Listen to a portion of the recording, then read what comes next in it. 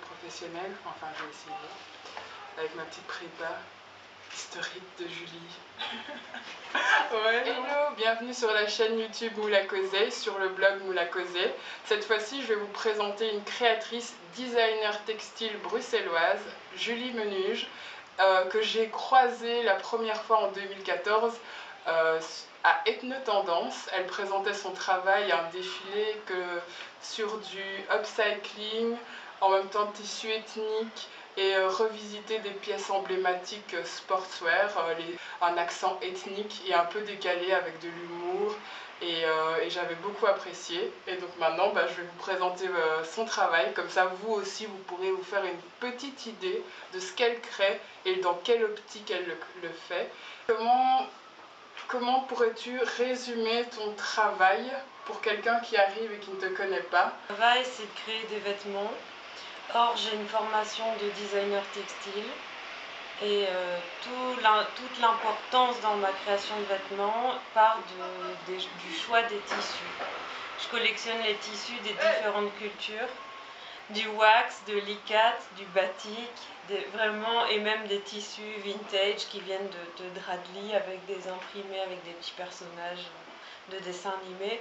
Vraiment, tous les tissus, et mon travail à moi, c'est de les assembler, les marier par les couleurs et les graphismes. Je fais un travail de métissage à travers les tissus. Et donc pour toi, c'est vraiment la matière première, pour toi c'est réellement le textile. Tu pars de là, tes idées prennent forme à partir du textile. Exactement, à partir du textile et d'un intérêt profond pour son histoire, pour sa technique, par rapport à l'histoire des savoir-faire. Et les coupes des vêtements que je crée sont très très simples.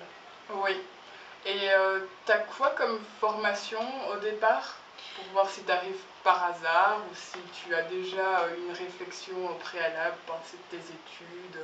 Je connaissais peu le design textile, donc j'ai commencé mon parcours avec stylisme. Oui. Je suis rentrée à la Cambre en 2002 en stylisme et je suis restée 1 an pour switcher tout de suite en design textile après. Ouais. J'ai fait mon parcours jusqu'en 2007, j'ai été diplômée en 2007. Et est-ce que tu vois, par exemple, je trouve que maintenant il y a un côté fort populaire, le fait d'avoir du wax dans les collections des designers plus renommés, en tout cas plus connus pour le grand public. Par exemple, il y a eu une polémique autour de la collection de Stella McCartney, qui reprenait du wax hollandais, mais fort typique de l'Afrique noire. Et on disait, ah, c'est une appropriation culturelle, parce que c'est sur un défilé 100% caucasien, il n'y a aucune des mannequins qui était noire. Pourtant, elle a pris un tissu, un textile emblématique de cette culture noire. En fait, c'est vrai, depuis quelques temps, on voit beaucoup d'articles autour de la question de la réappropriation culturelle. Et pour moi, il n'y a pas de fumée sans feu. Si Ouais. ces articles sont là et qu'on parle de ces réappropriations culturelles, que ce soit Stella McCartney ou qui que ce soit d'autre en fait, parce que ça concerne aussi autres symboles et autres éléments culturels que le wax. Ouais. En fait, c'est vrai, c'est pas pour rien. C'est vrai que réappropriation de quelque chose que tu comprends à moitié et dont tu vas tirer profit directement et sans les personnes concernées. Ouais.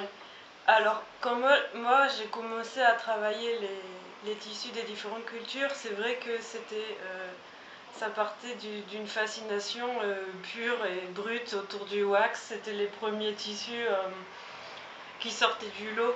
Ouais. J'avais 18 ans.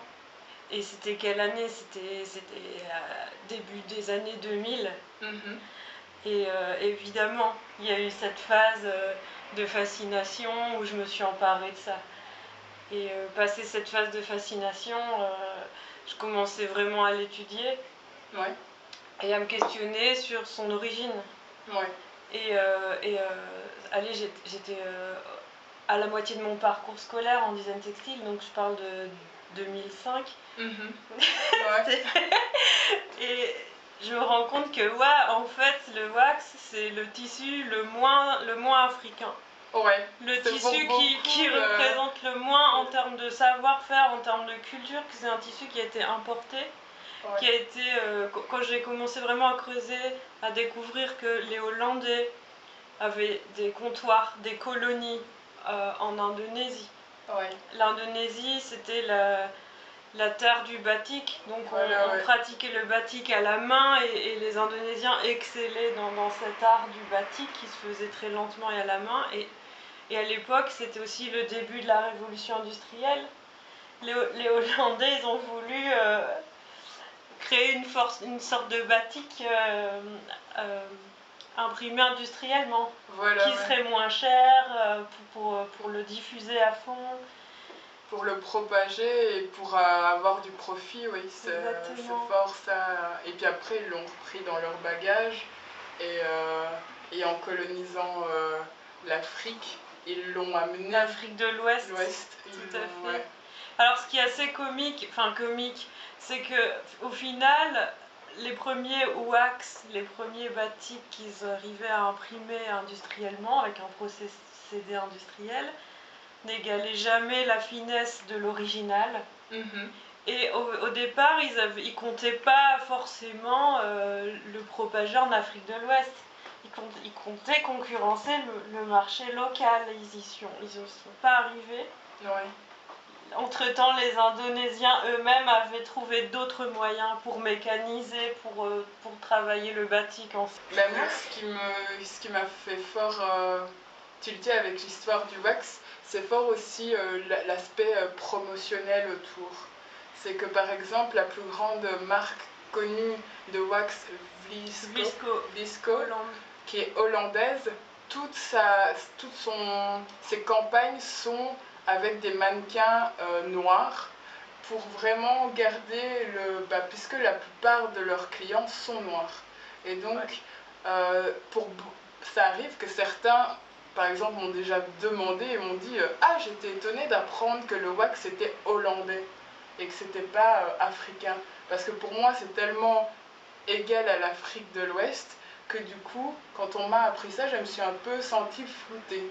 Mais c'est un tissu qui est quasi bouffé aussi et occulté tout d'autres savoir-faire textiles d'Afrique de l'Ouest. Aussi. C'est un coton populaire qui est vendu, diffusé. Et alors oui, il y a des usines de fabrication de wax en Afrique de l'Ouest qui sont plus récentes, qui ne sont pas aussi renommées que Vlisco, mais qui ont produit des designs que je trouve moi très intéressants. J'ai eu moi qui suis fan de tissu, j'ai eu des wax fabriqués au Nigeria avec des gammes de couleurs et des motifs que je trouvais vraiment chouettes, vraiment très contemporains et avec de l'humour avec aussi. Beaucoup d'humour. J'ai eu des wax ivoiriens et ghanéens, toujours assez bicolores, qui étaient beaucoup plus proches de ce que je trouvais dans les batiks traditionnels indonésiens. Et aussi des wax congolais qui sont peut-être déjà plus des wax au final, mais peut-être des sérigraphies avec des thématiques vraiment dans tous les sens, des thématiques publicitaires, des thématiques moralisatrices, religieuses. Et donc toute cette culture-là du wax, elle est africaine. Elle est plus récente. Aussi, mais elle occulte peut-être d'autres tissus. Je pense au basin du Mali. Je pense au tissage par bande qu'il y a au Ghana, au Burkina Faso, le quinté, et qui ça sont vraiment forts, qui témoignent de savoir-faire artisanaux encore et qui sont pratiqués par des artistes. Et qui mérite qu'on en parle beaucoup plus que le wax. Mais ça, on le retrouve fort dans ton travail. Et par exemple, ici, on est dans ta boutique. L'interview a lieu dans ta boutique à Bruxelles, rue Blaise, numéro 154. Exactement. Et la boutique s'appelle Slow Machine. Dans l'idée de slow fashion. Et il y a la phrase aussi qui est très emblématique de votre collectif, c'est Meet What You Wear. Meet What You Wear. Donc ça, c'est aussi fort aussi dans ton travail, l'idée de... Partage. Voilà, on peut te rencontrer, tu es dans la boutique, il y a ton atelier au-dessus, tu racontes une histoire à travers ce vêtement, quoi.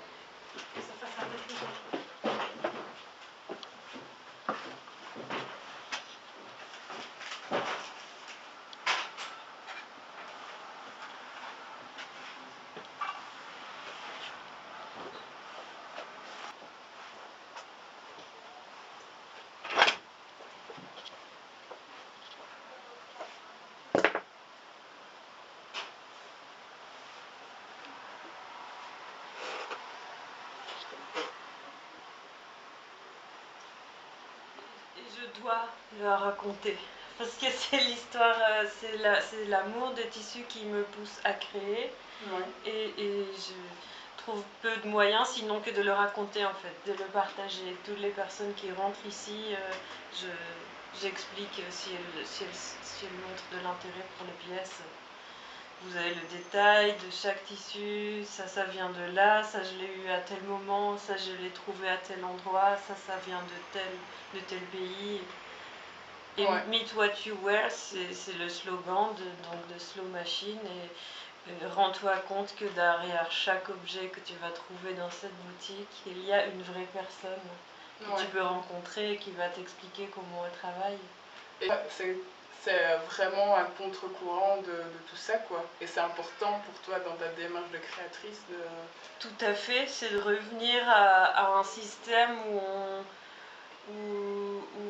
on se demande d'où viennent les choses, d'où elles viennent et pourquoi est-ce qu'on les fait. Et donc créer et fabriquer des pièces, une par une, des vêtements, c'est remettre un peu de sens derrière le fait de se vêtir. Derrière le fait de se vêtir, parce que allez, quelques chiffres, quelques données comme ça qui sont quand même assez connues, mais c'est bien de le redire. Un vêtement neuf, un vêtement de la grande distribution, donc produit en masse, produit à l'heure actuelle, sa durée de vie, c'est de 35 jours. Ouais. Je trouve ça intéressant et c'est ça aussi que je voulais mettre en avant en t'interviewant, parce que moi ça me parle beaucoup ce côté transmission, partage, histoire, discuter, rencontrer les clients aussi. Atelier boutique, rencontrer, partager et faire des choses qui vont durer. Qui ne seront pas un caprice et un truc dont on va se débarrasser. Ça ne sert plus à rien de fabriquer des déchets, des choses qui sont vouées à devenir des déchets. Donc en parlant de la préciosité du savoir-faire, de l'importance des savoir-faire textiles, tiens, j'ai coupé cette jupe-là dans de l'ICAT, l'Ouzbékistan, l'ICAT c'est fait comme ci, comme ça. Non seulement je parle de l'amour que j'ai envers ce savoir-faire, mais de l'importance de la culture. Et on ne s'est pas cassé la tête à trouver ce tissu-là et à expliquer d'où ça vient, comment c'est fait. C'est pour juste faire une jolie petite jupe qu'on va se débarrasser dans 2 semaines, quoi. Ouais. On marque les choses dans le temps parce qu'il a fallu peut-être des centaines d'années d'expérimentation et de... Ah oui, j'ai une question par rapport... on voit qu'on est un peu sur la même longueur d'onde. Et c'est ça aussi, par exemple, moi, qui a fait que j'ai pendant 1 an, en plus de mes ennuis de santé qui ont fait que je ne pouvais pas créer, etc., je me suis aussi remise en question parce qu'il y avait le côté cyclique de la mode avec les collections, tous les 6 mois minimum, il fallait tous les 3 mois. Même maintenant, oui. Qui faisait qu'à chaque fois, tu avais l'impression d'être en retard de présentation de nouveautés, etc. C'est un rythme méchant, bête et méchant. Et j'avais vraiment le sentiment à chaque fois de me dire, mais j'ai même plus l'impression de créer par créativité, par cheminement, mais plus créer parce que je sais qu'on m'attend. Et qu'on attend que je présente une nouveauté, Et comment toi tu parviens avec ta clientèle, avec les personnes qui te suivent depuis déjà un moment, à fidéliser tout en oui, il y a des pièces qui sont là depuis un bon moment et que... En fait, j'assume, je dis voilà, je suis en retard. Ouais. Désolée. Il y a des fois où je suis en retard, c'est tout. Je suis en retard parce que j'ai participé à des expos, j'ai participé à des défilés, j'ai fait des créations qui m'ont demandé du temps. Et donc oui, il devrait déjà y avoir plein de pulls, parce que c'est l'hiver. Et c'est pas grave en fait, parce que quelque part, les clients, les clientes, les personnes qui me suivent, elles savent que je fais du slow fashion et qu'on n'est plus dans ce rapport de rythme frénétique qui a perdu toute dimension humaine. Ouais. Tu peux me donner une piste comme ça, je me dirais que je culpabiliserais peut-être moins de me dire ah oui mais t'étais pas au rendez-vous, t'as pas amené le nouveau... Oui peut-être, mais à un moment il faut se libérer de ça parce qu'en fait c'est aliénant. Toi en tant que créatrice, ce que tu fais a du sens tant que tu y donnes du sens. Si toi-même tu cours après, ça ne va pas. Ouais. C'est plutôt assez philosophique ce que tu dis. Parce qu'au final, si tu mets tes vêtements, tu as ta collection d'été 1 an à l'avance, tout va bien, hop, boum, tu as ta collection d'hiver à l'avance. Ça correspond encore à un système de show avec des clients où il faut livrer des boutiques. Mm-hmm. Et au final, ça finit quand même soldé. Bah dans un milieu qui bouge tout le temps et t'as toujours un hit designer, un hit bag, un hit... et toi, tu te dis, garder la tête froide autour de ça, comment tu fais? Ça m'a pris du temps pour garder la tête froide. Il a fallu que j'en revienne, que je sais pas, que j'apprenne à construire mon propre système. Parce qu'aujourd'hui, ça fait 10 ans en fait que j'ai fini l'école.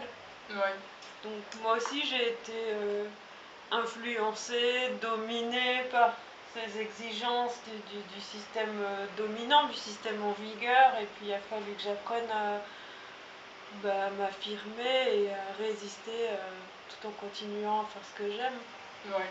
Si à un moment donné je suis coincée dans une production avec des délais et que je commence à stresser et à râler et tout, et alors il y a des personnes très bienveillantes autour de moi qui me disent mais enfin Julie, demande-toi encore pourquoi tu fais les choses. Et là tu auras la réponse. Ouais. Si c'est pour arriver stresser et puis pleurer et puis je sais pas quoi et sans vouloir, et ben c'est pas très... autant pas le faire quoi. Ouais, non, c'est vrai aussi, l'entourage aussi te permet aussi d'avoir le recul aussi pour pouvoir te dire ah ouais, remets-toi les idées en place, pose-toi la question. Oui, l'entourage, surtout quand tu as un entourage varié avec des amis qui travaillent dans plein de... ou qui travaillent pas. Enfin, des amis qui ont fait plein de choix de vie complètement différents et qui ont un bagage aussi et culturel complètement différent. Ouais. Ça, c'est important. Et tout à l'heure, quand je te posais la question, ce sera la dernière, c'est comment tu arrives à faire voyager tes clientes par le biais de tes tissus qui viennent du bout du monde. Et est-ce que tu es bourlingueuse? Est-ce que tu prends du temps pour aller chercher les tissus ou ils viennent à toi d'une certaine manière? Je voyage toujours pas. Mais en fait, quand tu vis à Bruxelles, t'as pas besoin de voyager. Ouais. En fait, je vais pas faire les courses ou je sais pas quoi en mission. Je vais pas. Je reste à Bruxelles. J'ai voyagé il y a quelques années, 10 jours à Istanbul. Quel exploit, quelle aventure. Ouais. Non, parce que il y a le voyage il se fait dans ma tête, je le partage, mais la connaissance des tissus et des techniques, elle se fait de plein de manières différentes. De la même manière avec laquelle je me procure les tissus. Il y a des tissus que j'achète en seconde main. Il y a des tissus que j'achète à d'autres artisans avec qui je suis en contact par internet. Oui. Il y a des tissus que j'achète parce que j'ai rencontré une spécialiste de telle technique, de telle culture et qui va me partager avec moi. Et puis l'intérêt, il est maintenu par la diversité de l'environnement dans lequel je vis en fait. Ouais, et du coup là ça joue beaucoup le fait d'être à Bruxelles. Ça joue énormément, je dirais presque que c'est Bruxelles qui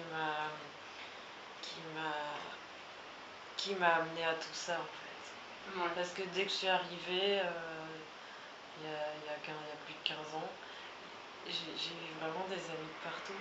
Et tu viens d'où au départ? Je viens du nord de la France, de la frontière avec la Belgique. Ah ouais, ok. Entre Mons et Maubeuge. Mais merci en tout cas pour le projet de mettre en avant aussi des cultures différentes et en même temps de raconter des histoires avec les vêtements. Parce que je trouve que c'est fort ce qu'on oublie et moi c'est pour ça aussi que j'adore les vêtements. C'est le coup de cœur du textile, le coup de cœur aussi de savoir qui l'a créé. C'est elle vient de là, elle fait ça, etc. C'est pour ça qu'elle a choisi cette forme-là. Tu deviens un peu aussi ambassadeur du truc, et puis tu te l'appropries aussi puisque c'est très personnel. La créatrice, elle peut l'avoir créé d'une certaine manière et la présenter sur une silhouette comme ça, mais toi, tu peux en faire ce que tu veux. Merci à toi, Marianne. C'est un plaisir de te rencontrer. Après Ethno-Tendance vue de loin, chacune avait vu un petit peu ou entendu parler de l'autre. Maintenant, voilà, on se rencontre. Et aussi, il y en a beaucoup qui m'ont demandé, qui me posent souvent la question, ah mais t'as pas peur de mettre autant d'autres créas en avant et que du coup tu sois moins mis en avant, qu'on n'achète pas tes affaires puisque du coup ils cliquent chez d'autres. Et puis je fais non, ça me pose vraiment pas de problème parce que je me dis il y a de la place pour tout le monde et puis on raconte des choses personnellement, donc évidemment c'est pas la même chose que moi, même si oui on a toutes les deux un amour pour le textile, mais on le raconte différemment. Et donc et je trouve que ouais, il y a fort dans l'inconscient collectif, je trouve des fois, l'idée que puisque tu es styliste, tu as un ego et tu restes concentré sur ta création et tu restes que sur ça. Alors que je pense, en tout cas moi, et c'est pour ça aussi que je t'ai interviewé, que tu peux, par ton travail, rencontrer des gens qui peuvent aussi te nourrir et te donner une autre manière de voir les choses et transmettre aussi dans les deux sens, quoi, je veux dire. C'est clair. Et ça, je trouve ça hyper important de le faire. Et certains diront, ouais, mais après, ça veut dire que c'est copié. Non, c'est différent. L'échange, c'est pas forcément l'idée de, ah oui, j'ai vu qu'elle faisait ça, alors je vais faire aussi comme ça. Du tout, en fait. On a pensé à ça aussi souvent, parce qu'on n'était pas les premières à ouvrir un atelier boutique. Et en se rencontrant, et en parlant de ce qu'on fait, on a appris aussi notamment avec Origami, à trouver qu'est-ce qui nous distinguait et c'était super en fait. Elle parle de communauté d'artisans, elle sait super bien creuser la question entre upcycling et recycling. Moi je parle de collection de tissus. Vraiment en fait tout cohabite super bien. Voilà, on arrive à la fin de cette conversation filmée. J'espère que ça vous a plu et que vous allez découvrir le travail de Julie Menuge qui sera juste en dessous dans la barre d'infos. Vous pourrez cliquer, vous irez directement sur tous ses réseaux sociaux et son site internet. Et je vous invite vraiment à aller voir parce que il y a de belles collections et des historiques et des explications qui sont, je trouve, qui valent le détour pour un petit peu se poser la question de pourquoi on achète et qu'est-ce qu'on achète, quoi. Et donc voilà. Et t'as un petit mot de conclusion, je ne sais pas. Pas vraiment, à part que c'est un plaisir de discuter avec toi, Marianne. Il y a peu de gens qui s'intéressent au fond de la question, à la question du langage du tissu, et ça me fait plaisir de pouvoir partager ça avec toi. Plaisir partagé. Et je vous dis à la prochaine pour une autre interview. Et prenez soin de vous et bonne soirée ou bonne journée. Je ne sais pas quand vous regarderez la vidéo. Bye bye.